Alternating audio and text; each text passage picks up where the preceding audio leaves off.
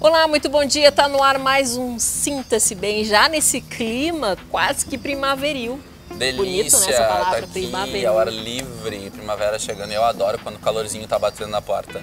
Vocês já ouviram falar em otoplastia? Hoje vocês vão saber tudo sobre isso aqui no programa.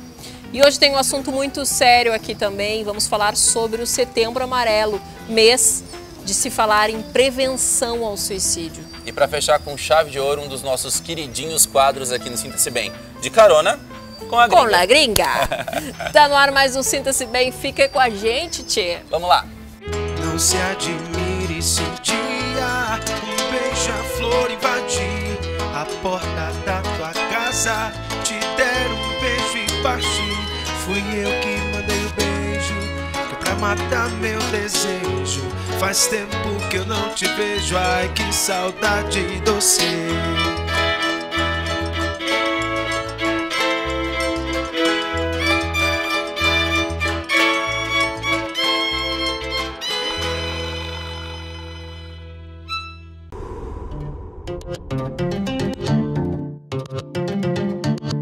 Você já ouviu falar em orelha de abano? Pois é, o sonho de muita gente por aí é corrigir. A partir de agora, o Dr. Carlos Kuivin explica aqui no programa pra gente tudo sobre a otoplastia.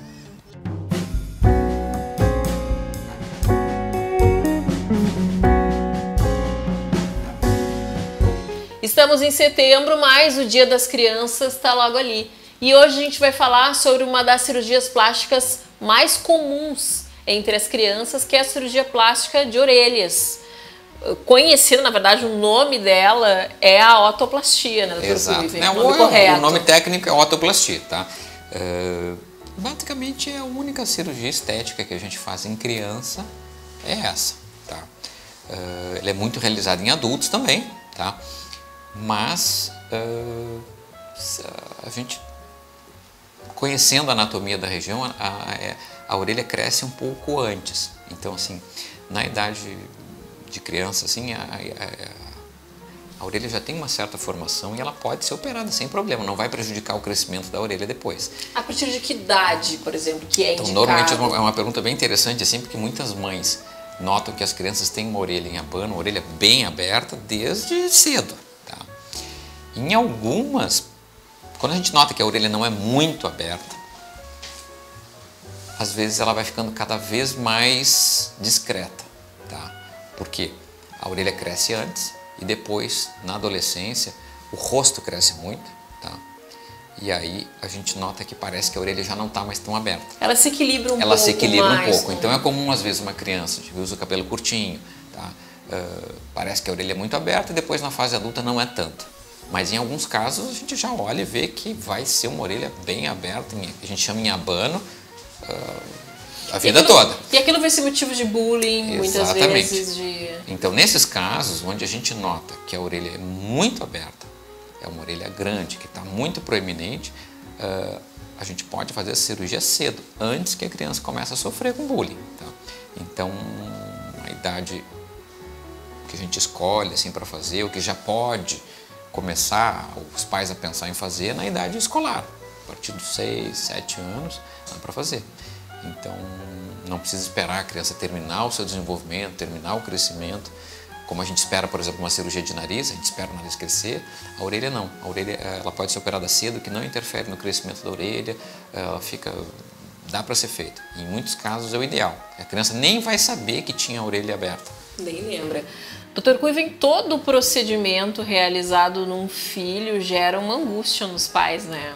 A gente sabe que tem receio, um medo da criança sentir dor, para acalmar os pais que estão nos assistindo agora e que pretendem, né, fazer essa cirurgia plástica aí nos filhos. Como é que acontece o procedimento? Como é que é realizado esse procedimento? Essa é uma questão bem interessante, assim, porque vários pais notam que a orelha da criança é muito aberta. Todo mundo nota. Na família, todo mundo, a orelha é abano, tá? Os coleguinhas já estão sacaneando na escola e os pais têm medo, tá? Porque, assim, tem aquela sensação de o que nós estamos inventando, a criança está ali, às vezes a criança não está pedindo para fazer, mas já está sentindo um pouquinho de desconforto psicológico na escola. Às vezes não é um bullying muito intenso, mas já incomoda e é difícil às vezes mensurar o quanto isso aí está afetando a criança. Para tranquilizar os pais, assim, o procedimento é bem pequeno, é um procedimento pequeno. Tá? A criança faz meia hora, está pronta, em 2 horinhas a criança tem alta. Tá? Anestesia A anestesia em criança tem que ser com geral. Tá? Hoje em dia a geral é muito segura, mas a criança não se dá bem com o local. A criança não entende o que é uma sedação. Tá? É muito fácil da criança se agitar e a sensação de sedação, que para o adulto é uma coisa controlável, para a criança não fica bem. Então os anestesistas todos acham que o procedimento mais seguro é feito com local, com geral. Só que é uma geral bem leve, porque logo após a anestesia geral, o cirurgião faz anestesia local. Então a criança não está sentindo nada pelo efeito da local na orelha. Então é uma geral muito levezinha. É só para adormecer. É só para adormecer mesmo, tá? Então é uma geral mais local. O procedimento é bem rápido, um procedimento simples, não sangra nada, não dói muito, tá? A criança pode sofrer um certo desconforto, sentir a orelha latejar um pouquinho logo depois, mas depois é bem tranquilo, tá? Cuidados pós-operatório, por exemplo. Vai se usar uma faixinha, tá? Na primeira semana, dia e noite, e uma faixinha para dormir todas as noites, durante 2 meses. Então isso é importante para evitar que durante o sono a criança mexa a cabeça e aquilo ali abra e rompa os pontos que foram dados lá dentro. Então a gente pede para a criança usar uma faixinha para dormir por 2 meses. Mas é um procedimento tranquilo, assim, a satisfação é grande, os pais ficam um pouquinho com ansiedade mas se eles detectarem que a criança está se incomodando ou que o defeito, a orelha é muito abertinha mesmo, assim, que é só questão de tempo para aquele adolescente se incomodar, dá para fazer. Hoje em dia quando há dúvida, a gente esclarece, olha, a melhor idade mesmo é essa idade mais cedo. Tá? Menos traumas, né? E é uma cirurgia simples, então... Exatamente. Assim, e a criança fica com a sensação que ela sempre teve aquela orelha no lugar. Então, assim, aquilo ali se apaga da vida, aquela orelha aberta. Então, tem muitos adultos que chegam aos 30, 40, 50 anos, acabam realizando a cirurgia da orelha e dizem, poxa, como isso aí teria me feito bem se eu tivesse feito lá atrás. Então, é um procedimento simples, assim, os pais não precisam ter muita preocupação com isso. A gente normalmente faz isso com um anestesista acostumado a lidar com criança, então é uma cirurgia mais ou menos do mesmo porte que colocar um dreninho no ouvido em quem tem otite de repetição.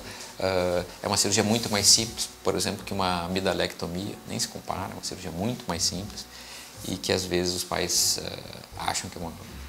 Acabam retardando essa cirurgia porque acham que a criança vai ter algum tipo de sofrimento. É isso aí, então. É mais simples do que a gente pensava. Doutor Cuivi, muito obrigada pelos esclarecimentos. Eu que agradeço.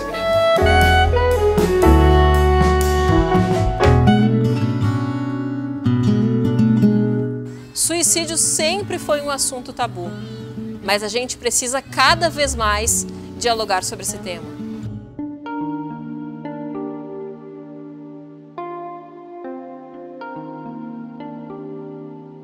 Setembro é um mês de se chamar atenção com a cor amarela para a prevenção ao suicídio. De acordo com a Organização Mundial da Saúde, de 9 a cada 10 mortes por suicídio podem ser evitadas. Para falar hoje aqui no Sinta-se Bem sobre esse tema, que é um tema pesado, tabu, é com grande prazer que eu recebo a psicóloga Sônia Sebenello. Seja bem-vinda. Muito obrigada. Novamente aqui ao Sinta-se Bem para falar sobre um assunto que dá um nó na garganta quando a gente fala, mas é importante se falar sim sobre esse assunto. Eu começo justamente falando sobre essa questão contigo, porque há alguns anos atrás se evitava falar sobre suicídio, que acreditava-se que incentivava, quanto mais se falava, mais se incentivava. E hoje se percebe que não, se constata que não. E veja que a Organização Mundial de Saúde, né, e o Ministério da Saúde estão unidos, né, nessas ações. O Brasil é signatário, né, desse termo internacional de tentativa não, de ações, né, de alerta e de esclarecimento, né, sobre o suicídio, sobre as questões que são relacionadas ao suicídio, para que as pessoas em geral possam se mobilizar. Amarelo eu acho interessante porque é o sinal de alerta, né? Atenção. Atenção. E nós, em geral, não somos preparados para lidar justamente por um longo processo vamos dizer, de silenciamento em relação ao suicídio, né? Por quê? Porque a vida é um bem que nós costumamos valorizar. Lutamos pela vida, né? Com às vezes uma doença, uma situação traumática, e então tem um preconceito, né? E um tabu em relação àquela pessoa que aparentemente, voluntariamente, acaba com a sua própria vida, né? Então, a tendência é tudo aquilo que nos amedronta, tudo aquilo que nós desconhecemos, nos inquieta, nós temos a tendência a silenciar. Então, assim, essas organizações estão fazendo essa chamada justamente para que isso possa, vamos dizer, vir em benefício, né, da população mundial. Por quê? Porque o suicídio ele está aparecendo nas estatísticas globalmente, né, com um aumento intenso. O que é isso? O que acontece? Né? E em diferentes faixas etárias, né, Sônia? Isso que preocupa bastante também. Exatamente, na juventude, né, intensa, na faixa de 15 a 29 anos, né, masculino e feminino, na faixa dos 70 anos, né, intensa, regiões, né, por exemplo, no mundo todo, 800 mil pessoas por ano acabam com a sua própria vida. No Brasil, 11 mil pessoas por ano também cometem suicídio. A busca é entender, né? Entender quais são os fatores, porque não é um fator, não é um agente estressor, são diversos aspectos que vão se acumulando e que, por fim, vamos dizer, o epílogo é uma situação traumática como essa. A pessoa não vê mais saída, né? Literalmente. E sendo que cada suicídio, ele afeta, no mínimo, diretamente, umas 6 pessoas do seu entorno. Parentes, né, próximos, amigos, que ficam, evidentemente, com um registro muito traumático, né? Para a gente finalizar, como que quem está próximo, familiar, pode perceber, porque nem sempre quem tem esse pensamento suicida vai chegar e colocar ali o que está se passando, enfim, até porque a gente vive numa sociedade onde parece que não é muito permitido que haja espaço para esse sofrimento, para que as pessoas tenham tristeza, né? A gente vive aí numa atmosfera de felicidade, de que a gente precisa ser feliz o tempo inteiro, tanto em aniversário a gente deseja que você seja feliz para o resto da vida. Então, muitas vezes a pessoa não vê essa abertura para falar sobre esse sofrimento. Como perceber esses sinais, Sônia? Enfim. Na verdade, a sociedade contemporânea ela não tem a menor sintonia, né, com o sofrimento. Então, realmente é bastante difícil, porque nós estamos programados socialmente para sermos poderosos, conquistarmos, né, bem-sucedidos, né? Então, tudo isso é absolutamente estressante para uma pessoa que está vivenciando uma situação de sofrimento, né? Então, mas acho que o alerta, principalmente, do Ministério da Saúde e da Organização Mundial de Saúde é esse, é a atenção no olhar. Olhar né? atento. O olhar atento, saber o que dizer, nunca tentar dizer para a pessoa, não, isso aí é bobagem, tu não vê, o fulano estava muito pior do que tu, não se matou, né? Não, ouvir a pessoa. Aquela pessoa é a única naquele momento que está, de alguma maneira, ou por um olhar, ou por um gesto, ou por uma posição corporal, ou uma verbalização, ela está colocando alguma coisa do seu sofrimento. Então, assim, poder dar efetiva validação àquela colocação, isso é importantíssimo. Né? E como que a gente pode te ajudar? Poder olhar para a pessoa e dizer o que tu precisas, o que tu sentes, principalmente o que tu sentes. Nós, psicólogos, temos muito esse questionamento, né? A escuta qualificada, né? A escuta neutra, né? Sem colocar nada naquilo, apenas ouvir. Quer dizer, o outro tem naquele momento o protagonismo. Eu acho que isso é importantíssimo, né? E acredito que uma pessoa que tenha sensibilidade, ela tem que desenvolver o uso dessa sensibilidade para poder estar atento a um amigo, a um parente, a um familiar e dizer para a pessoa que há recursos, que há possibilidades dela poder explicitar o que sente e tentar ver uma saída, né? E principalmente porque o Ministério da Saúde e a Organização Mundial de Saúde observaram que aonde há um número importante de centros de atendimento, né, os CAPs e os Centros de Valorização da Vida, que nada mais são do que uma escuta, realmente. Escuta. São pessoas dispostas a escutar. São treinadas por essas organizações para ouvir.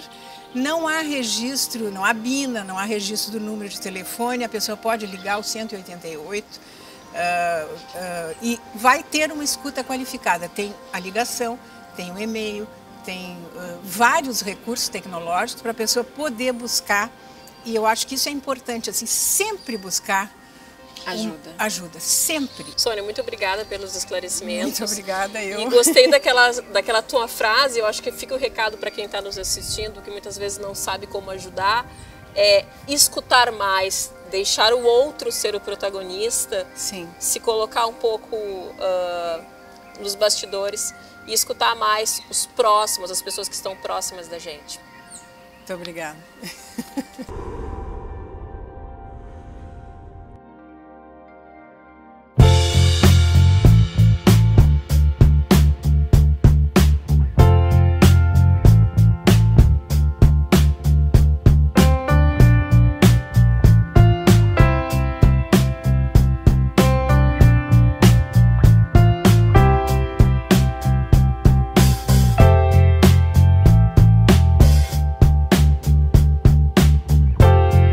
Verdade. Uma boa ingestão de fibras alimentares gera maior saciedade com baixo volume de calorias normalmente. As fibras também têm o potencial de reduzir o colesterol sanguíneo, aumenta a quantidade de HDL, que é o colesterol bom, como as pessoas comumente dizem, e ela causa também uma menor glicemia dos alimentos, né, quando adicionada a alimentos que possuem carboidratos. Elas simplesmente atrasam a digestão desses carboidratos, a absorção deles, fazendo com que eles tenham um impacto sobre a insulina muito menor, justamente para elevarem a glicemia de uma forma mais lenta, mais gradual.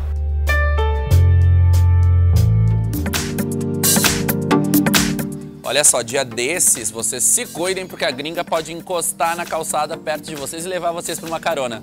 A partir de agora, Daniel Torres embarca aqui no nosso bloco de Carona com a Gringa. No De Carona de hoje eu vou entrevistar ele que tem tudo a ver com o nosso mês de setembro. É cantor e compositor de música latino-americana. Vamos lá entrevistar o Daniel Torres?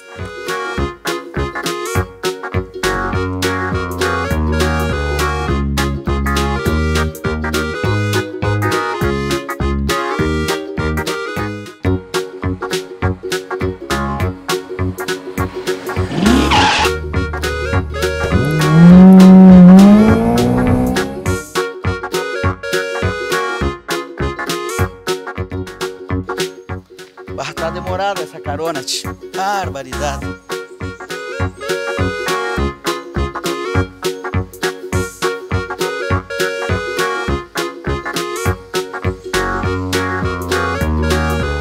Mas tá demorada essa carona, hein? Olha aqui, ó. Mais um pouco me prendiam aqui no... Sim, o guarda veio me perguntar, né? Tudo bem? Tudo bom? Tudo bom. Prazer em estar contigo aqui. Deixa eu botar o cinto. Coloca o cinto, né? Porque aí. Senão já quase me prenderam ali, tava esperando a tua carona. Que honra essa carona aí, eu tava atrasada. Eu vi que tinha uma chamada. Pois é. Só que eu não sabia que era tu, tia. Olha que honra. Não, honra é a minha, porque, olha, eu só tava apavorado porque me falaram, olha, veio o pessoal da Brigada Militar, o que o senhor tá fazendo aqui? Digo, não, tô esperando uma carona e tal. Da gringa? Da gringa, da Cláudia, e digo, mas você não chegava nunca, os caras começaram a desconfiar, esse cara tá aprontando alguma coisa, né? Eu vim lá do Chile, parei no Uruguai, parei no circo, fiz essa associação só pra gente contar pro pessoal aqui. Sim, tu tá falando da tua vida, da minha vida, né? Porque a minha vida foi num circo. Num circo, né? Tu é filho de pai chileno, meu pai é chileno, minha mãe é argentina, e eu nasci na fronteira com o Uruguai, Santa Vitória do Palmar, lá no Chuí, né? Onde começa ou termina nosso país, né? Diz que é o começo ou o fim do país, né? Então, minha vida é muito maluca, né? A vida toda viajei em circo. Aí quando o pai abandonou o circo, sabe aonde que meu pai abandonou o circo? Na cidade da Gisele Bündchen, Horizontina. Lá que eu fiquei ficamos amigos do Biriba, foi meu compadre. E então a minha vida foi assim, viajar a vida toda cantando. Meu pai era humorista, ele fazia as relações públicas do circo. A minha irmã fazia trapécio da morte. Fazia o Globo da Morte, aliás, e trapécio. Na moto? Tudo, na moto, fazia aquilo, o Globo da Morte. Então, todos... Na verdade, a família já de artistas. De arteiros, né? Porque... De arteiros, de artistas. E aí quando o pai largou o circo Horizontina, foi porque a minha irmã, que fazia o Globo da Morte, se apaixonou por um alemão, né? Da família Schwertz, lá. E lá eu comecei a cantar num conjunto de baile, e depois, quando vim para Porto Alegre, aí eu conheci. Porto Alegre com quantos anos? Já era mais do que moço. Vai me guiando, que a gente está indo lá pro Dante Baroni, né? Vamos lá que tenho ensaio, eu tenho ensaio, tenho que experimentar a roupa, né? Me pilchar ainda, vou ter que me pilchar porque a gente tá... Eu poderia ter vindo pro show fazer um mate aqui pra gente, né? Mas aí não vai dar certo. Eu começo o espetáculo que vou fazer em comemorações à Semana Farroupilha. Então começo pelo Dante Baroni e depois vou viajando Rio Grande afora. Mas vamos voltar lá para quando chegasse aqui no Rio Grande do Sul, começasse a cantar música nativista, se apaixonou e fizesse essa mistura, né? Sim, da música latina com a música gaúcha. Na realidade eu já cantava o folclore argentino e o folclore uruguaio. E a influência também, né? Sim. E aí quando eu vim para Porto Alegre em 83 praticamente, aí eu dei muita sorte na minha vida, que eu conheci 3 padrinhos maravilhosos que me receberam. Antônio Augusto Fagundes, Ayrton Pimentel e Leopoldo Racier. E, claro, tinha que ter uma mulher também, que me ajudou muito, a folclorista Elma Santana. Foram as 4 pessoas que me receberam de braços abertos. E aí começou a minha história dentro da música do Rio Grande do Sul.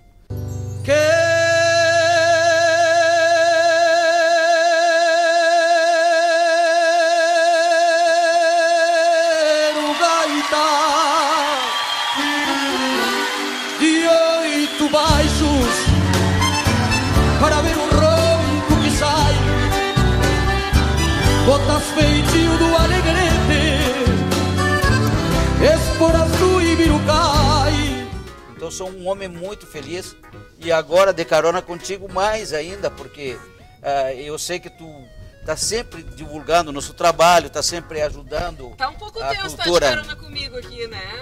Não, tava tenso lá que... Só diz que eu sou motorista laxante, mas até que eu dirijo direitinho, né? Muito bem, outra coisa, eu tava preocupado lá que me prendessem ali, né? Cara de boliviano, de óculos, né? Mas tu tá agora numa onda mais assim, morando em Bombinhas, num negócio mais zen. Tô muito feliz, eu fiz com a minha esposa lá um residencial chamado Jardim dos Torres. Que legal. Por quê?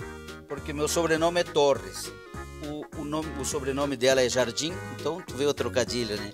Jardim dos Torres. Estou muito feliz cantando, já estou cantando lá por Camboriú, Florianópolis, fazendo algumas coisas da música e ao mesmo tempo recebendo lá no meu residencial as pessoas que vão descansar, curtir aquela praia tão linda que é bom. Como se fosse uma posada. Assim. É como se fosse uma posada, só que tem tudo, cada um fica à vontade, pode fazer o café da manhã, cada um faz como quer, faz almoço, tem tudo, é só chegar e se hospedar.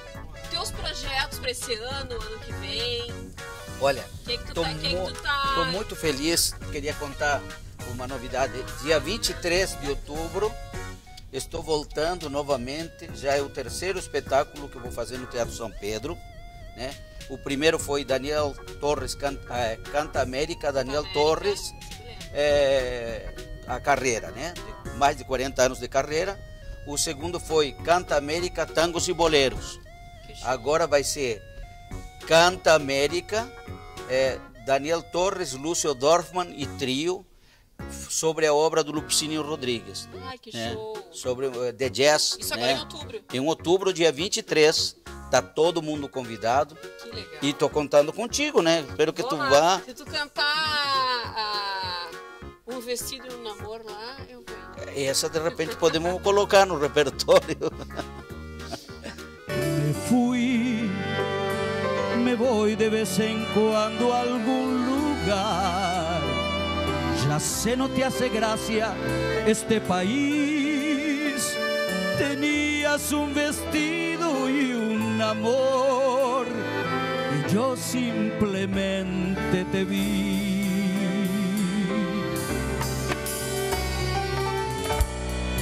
Todo lo que diga está de más. Las luces siempre encienden el alma, y cuando me pierdo en la ciudad.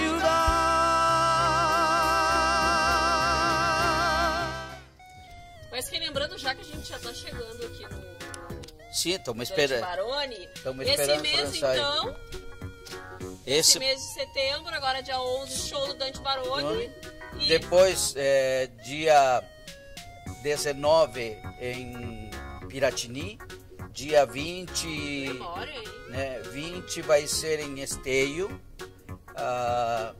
dia 14 vai ser Canoas, e assim tem mais algumas datas que eu tenho que pegar depois na agenda, que o pessoal que me... no que site que tem também, que eu dei uma olhadinha. Também. Um monte Vou de te história. deixar aqui então, ó. Olha aqui, ó.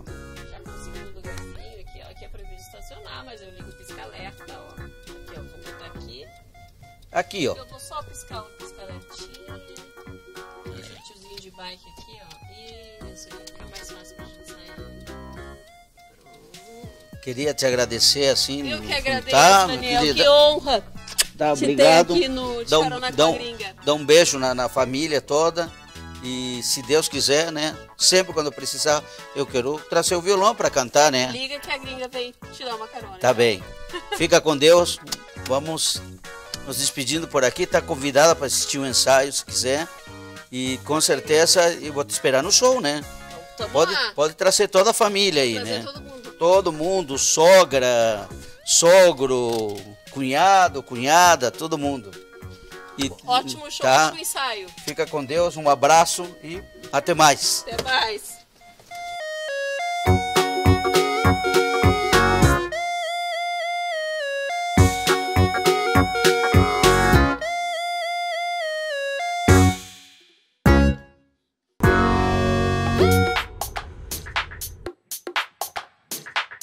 Gente, show de bola. Eu me divirto muito nesse quadro.